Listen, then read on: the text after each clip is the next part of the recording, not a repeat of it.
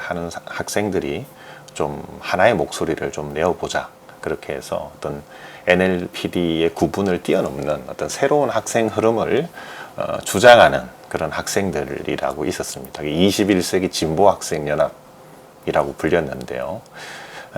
그 21세기 진보학생연합이 이제 95년도에 학생회를 이끌 당시에 그 선거 과정에서 나왔던 모토 중에 하나가 우리 세대였습니다.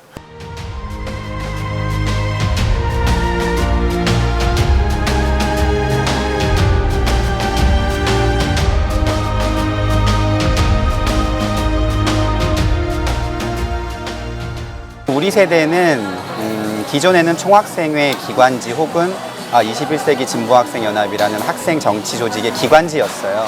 그러면서도 나름대로 학내에서는 독립적인 언론 활동을 하는 매체였는데 아무래도 정치 조직이나 혹은 학생에 그러니까 종속돼 있는 그런 이유 때문에 오랫동안 그 언론 활동이 유지되기 어렵다는 고민을 좀 갖고 있었고, 그래서 편집권을 독자적으로 갖고 있는 학내 자치 언론으로 독립을 시키자라는 논의를 해서 97년도부터는 이제 편집권을 우리 세대 편집실이 갖고 있는 것으로 독립을 했고, 그러면서 공채 1기 기자들을 97년도에 뽑게 되었습니다.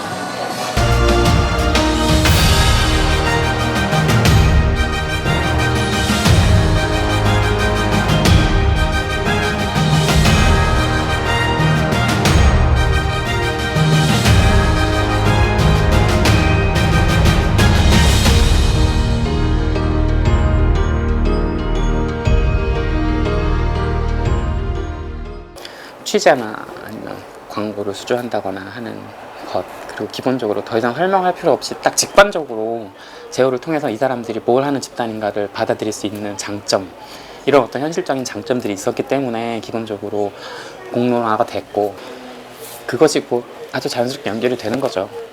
저널리즘으로 이제 가자.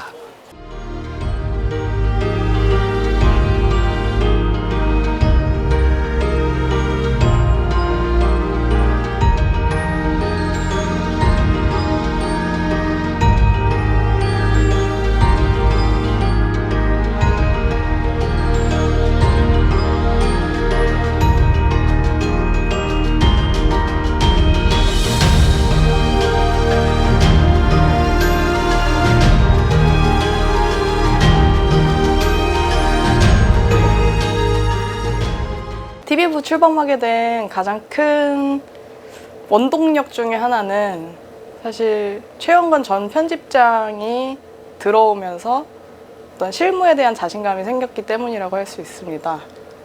최영건 기자 같은 경우에는 실제로 완성된 다큐를 만들어 본 경험도 있었고, 그다음에 사진도 수준급으로 다뤘기 때문에 교육이나 그런 것들에 대해서 좀 프로페셔널한 수준으로 만들어줄 수 있는 역량이 충분히 있었습니다. 근데 사실 제가 한 것은 그 최영건이라는 자원을 실제로 활용한 것과, 그 다음에 좀 장기적인 플랜에서 뭐 장비를 갖추는 거나 이런 게 충분히 현실성이 있다라는 거를 이제 보여준 거 정도?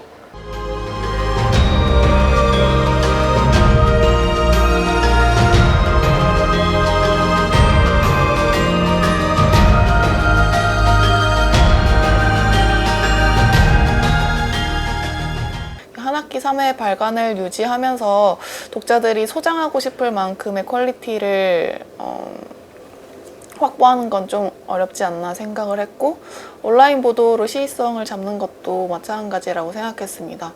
이게 한 학기 3회, 4회 수준으로는 신속하게 보도하는데 한계가 있다 보니까 그런 신속성은 온라인 보도로 추구를 해야 했고, 내용적인 측면에 있어서는 기사 아이템을 선정하는 데도 좀 더 공을 많이 들였는데요. 기사 아이템을 선정할 때 초점을 뒀던 거는 우리가 학내 자치 언론이고 서울대학교 학부생을 위한 언론인 만큼 우리 이야기를 하는 것에 한 초점을 뒀고, 단순히 기자가 하고 싶은 이야기를 하는 게 아니라 지금 서울대 저널이 이 이야기를 왜 해야 하는가에 의미 부여를 하고자 했습니다.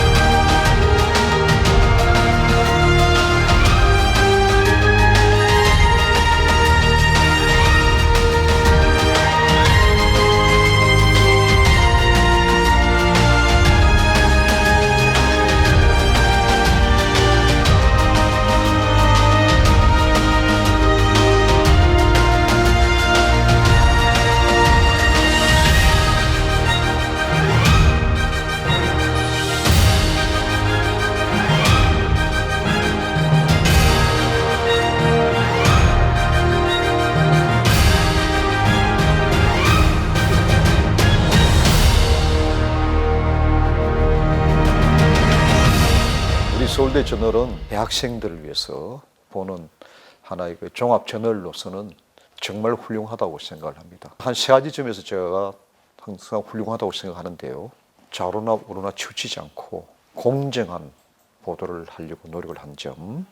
그다음에 또 두 번째는 여러 가지 어떤 기획이라든가 기사 내용이 딴 데보다도 좀 더 심층적으로 분석하고 해석해내려고 노력하고 있다는 점. 그다음에 또 세 번째는 우리 서울대 저널 그 식구들이 정말 한 가족처럼 서로 화목하고 또 그러면서도 서로 또 비판도 하고 그렇게 토의도 하고 하는 그러한 점들이 어떤 살아있는 하나의 매체로서의 기능을 잘 하고 있다고 그렇게 평가를 할 수 있습니다. 서울대 저널을 거쳐간 선배들에게 저널은 어떤 의미로 남아있을까? 다양한 곳에서 활동하고 있는 졸업생 선배 3명의 이야기를 들어봤다. 시민단체 푸른 아시아에서 사막화 방지를 위해 활동하고 있는 8-1기 신혜정 선배를 만났다.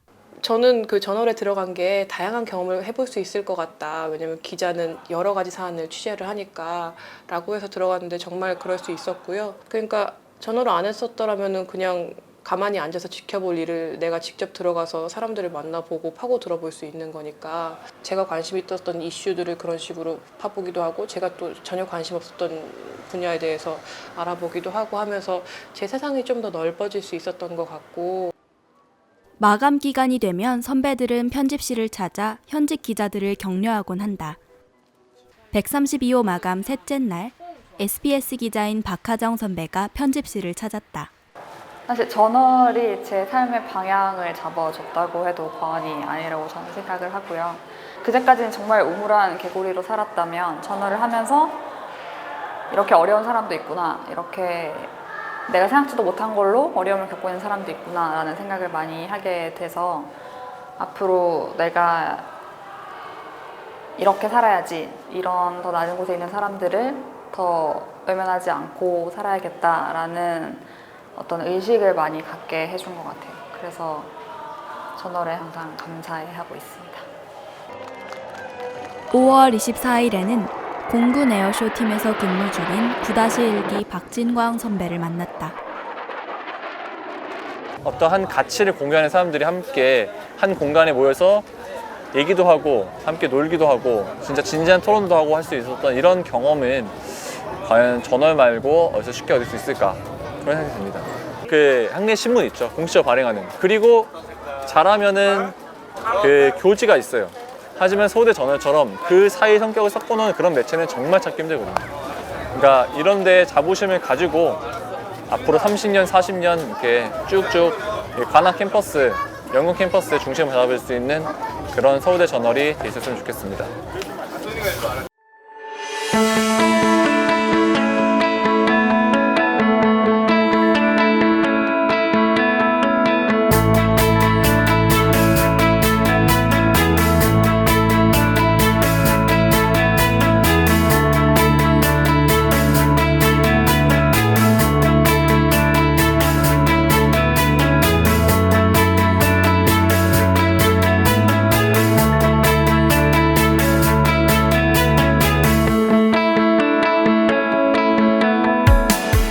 서울대 저널 제작의 중심은 매주 있는 기획회의다. 매호 첫 번째 기획회의에서는 아이템 선정이 이루어진다. 두 번째 회의부터는 각자의 취재 경과를 발제하고 피드백을 받는다.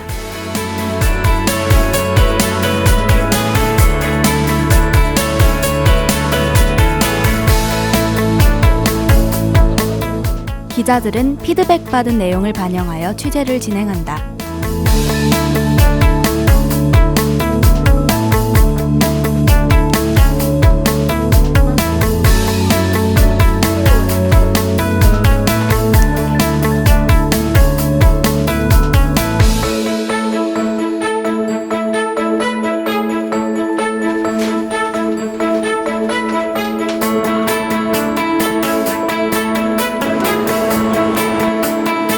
본격적인 취재 시작!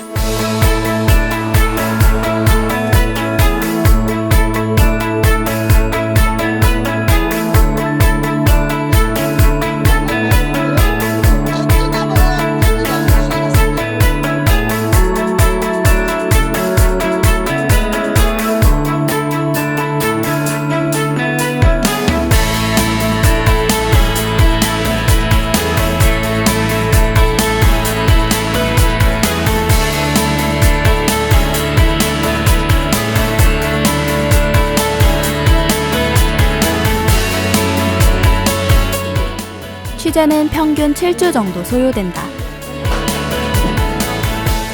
기사 작성은 주로 마감 기간에 이루어진다.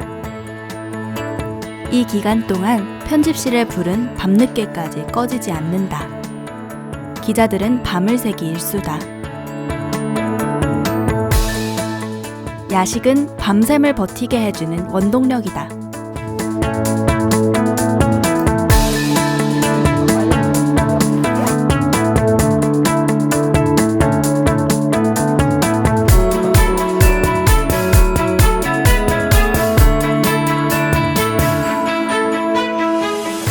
마감 다음 작업은 교열. 오탈자와 기사 편집 상황을 최종적으로 확인하는 단계다.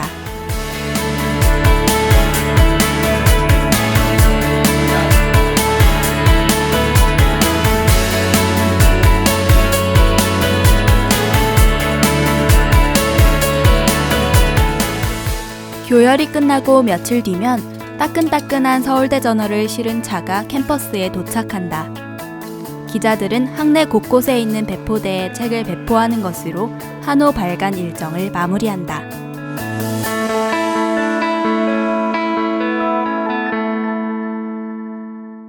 안녕하십니까.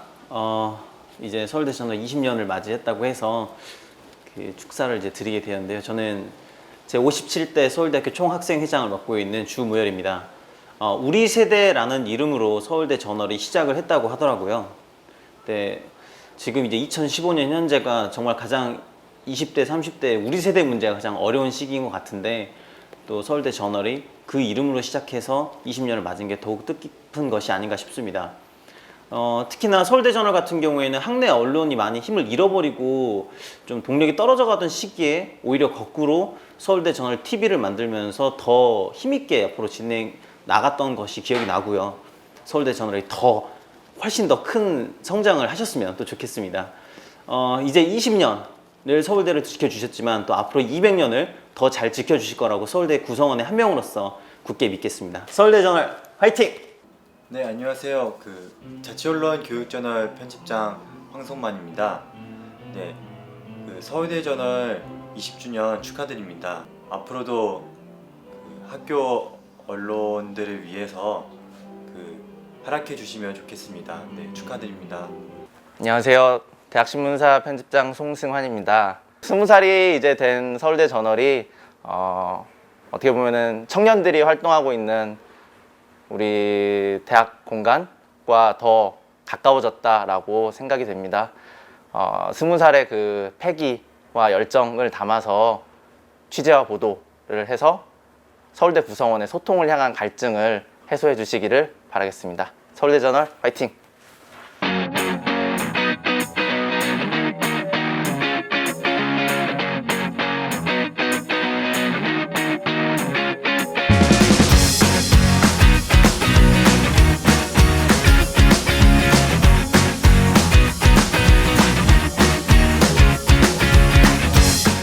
서울 대저 널 무 발 이벤털 축 하 해